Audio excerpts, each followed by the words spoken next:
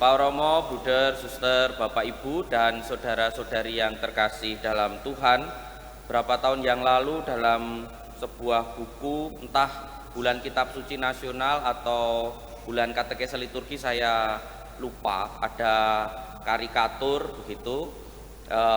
Isinya itu ada orang yang berdoa ke Gua Maria atau ke Bunda Maria begitu, lalu ada yang ngelokke ya itulah pokoknya engko ngelokkan meneh, tapi ya pokoknya ya berkata-kata nggak enak gitu loh.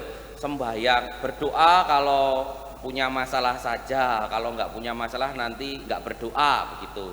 Ini satu orang ngelokke gitu, ngelok ya itulah pokoknya ngomong begitu ya. Lalu yang satunya menanggapinya yang menarik adalah ini, ya sudah nggak apa-apa, minimal punya masalah masih ingat Tuhan, tidak ingat yang lain. Dari karikatur, saya ingat karikatur itu, dan ya benar juga apa yang disampaikan oleh orang ini tadi, ya minimal ketika ada masalah itu ingat Tuhan, tidak ingat yang lain, berdoa kepada Tuhan. Dan itulah yang terjadi dalam bacaan pertama tadi, di mana Esther dalam kondisi yang begitu berat akhirnya meminta pertolongan dari Tuhan untuk menyelamatkan bangsanya, bangsa Israel. Kisah Esther itu kan dia seorang diri menyelamatkan seluruh bangsa. Dan dalam bacaan Injil, Yesus juga menegaskan bahwa kita diajak untuk meminta, juga untuk mengetok pintu, untuk mencari. Maka ya tidak ada masalah ketika kita mempunyai sebuah beban yang berat lalu kembali kepada Tuhan, persis seperti yang dikatakan dalam karikatur itu, ya minimal ketika ada masalah masih mencari Tuhan. Itu sesuatu hal yang tentu saja bisa disyukuri.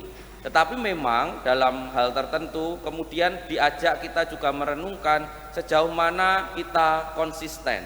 Ya saya sering bercandanya itu kalau misa paginya pas ujian sekolah, anak-anak sekolah itu banyak itu yang misa pagi. Sekarang sih enggak tahu saya kenapa. Tapi lalu nanti setelah itu lupa. Nah, Esther itu tidak begitu. Walaupun saat punya masalah datang kepada Tuhan, setelah itu ya terus berupaya untuk tetap dekat kepada Tuhan.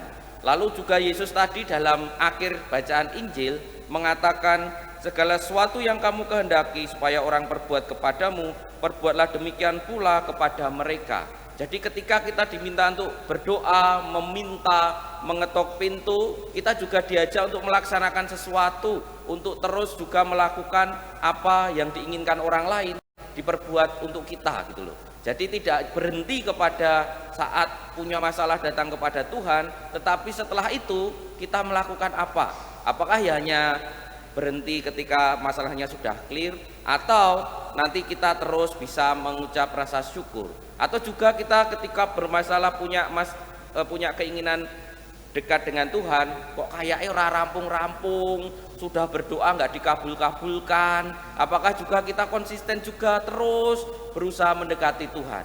Karena apa? Karena sekali lagi Selasa kemarin saya mengajak kita, doa itu bukan hanya sekedar satu arah, tetapi dua arah. Kita diajak untuk berkomunikasi dengan Tuhan. Kita meminta silahkan, kita mempunyai masalah menyampaikan pada Tuhan tentu boleh, tetapi apakah juga kita bisa terus menerus konsisten untuk mendekati Tuhan, berkomunikasi dengannya dalam kehidupan kita sehari-hari?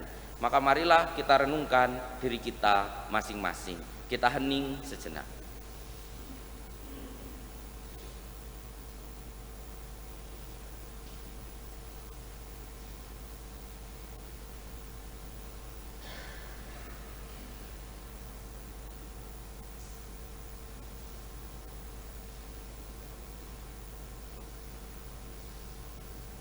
Kemuliaan kepada Bapa dan Putra dan Roh Kudus, seperti pada permulaan, sekarang, selalu, dan sepanjang segala abad. Amin.